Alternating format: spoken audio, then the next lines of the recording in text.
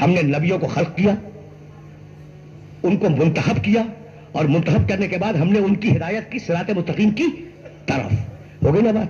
تو 1,23,999 نبی اعلی صراط مستقیم.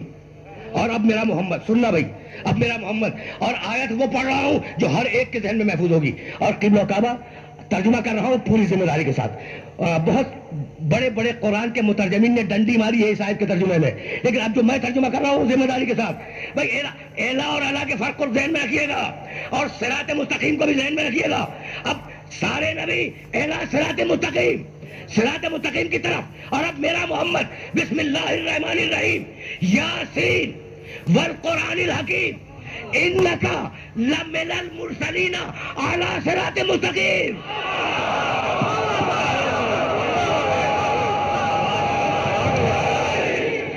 بھائی اب دیکھو، ابھی تو میں رسالت پہ بات کر رہا تھا اور سرور صاحب علی کی محبت تو شروع ہو گئے، ہے نا؟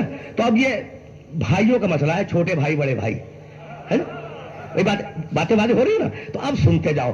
سارے نبی 1,23,999 نبی کدھر ہیں؟ صراط مستقیم کی طرف. میرا محمد کہاں ہے؟ لمن المرسلین علی صراط مستقیم. سارے رسولوں میں تنہا تو صراط مستقیم پر ہے. بہت توجہ کیجیے گا، بہت توجہ کیجیے گا. سارے نبیوں میں، سارے رسولوں میں تنہا تو صراط مستقیم پر ہے، باقی سارے نبی صراط مستقیم کی طرف ہے. طے ہو گئی بات؟ اچھا، تو اب اور کون ہے مالک؟ کوئی ہے میرے محمد رسول اللہ کے علاوہ؟ کوئی ہے صراط مستقیم پر؟ کہا کیوں نہیں ہے، ایک اور ہے، ان ربی علی صراط مستقیم. تمہارا رب بھی صراط مستقیم پر ہے.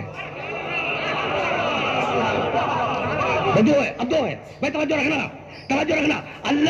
اللہ صراط مستقیم پر، میرا نبی صراط مستقیم پر. اب ڈھونڈتا چلا میں قرآن کو، تو ایک آیت قبلہ اور ملی، اور وہ آیت ہے سورہ نحل میں. اب میں پوری آیت تو پڑھ دوں گا، لیکن ترجمہ اس لیے نہیں کرنا چاہ رہا ہوں کہ بڑی طویل آیت ہے. ضرب اللہ مثلا، بس آخری ٹکڑے کا ترجمہ کروں گا.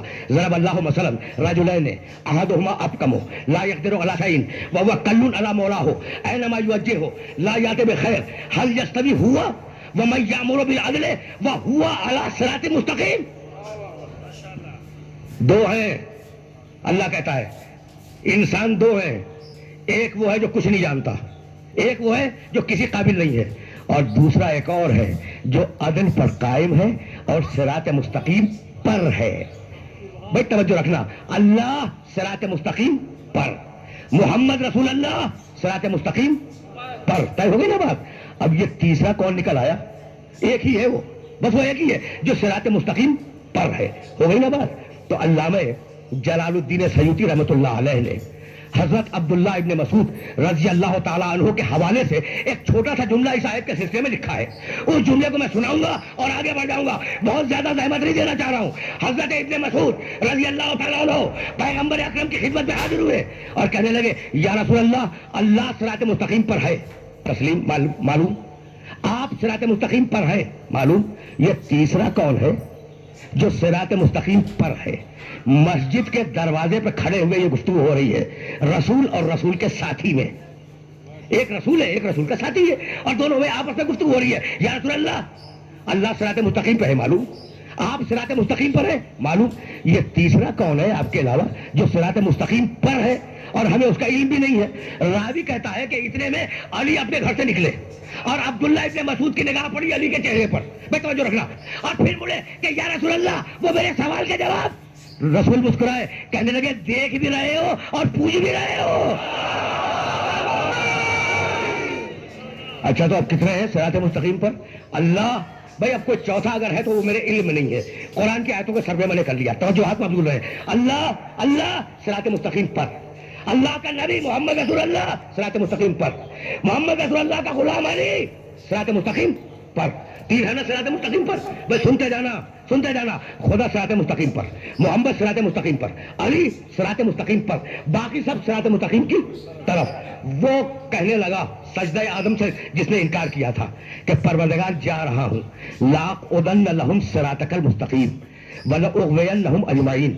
پروردگار جا رہا ہوں، ابلیس ابلیس جب کہا کہ نکل جا، کہا جا رہا ہوں، لیکن اب میری بات بھی سن لے، میں جا رہا ہوں اور جانے کے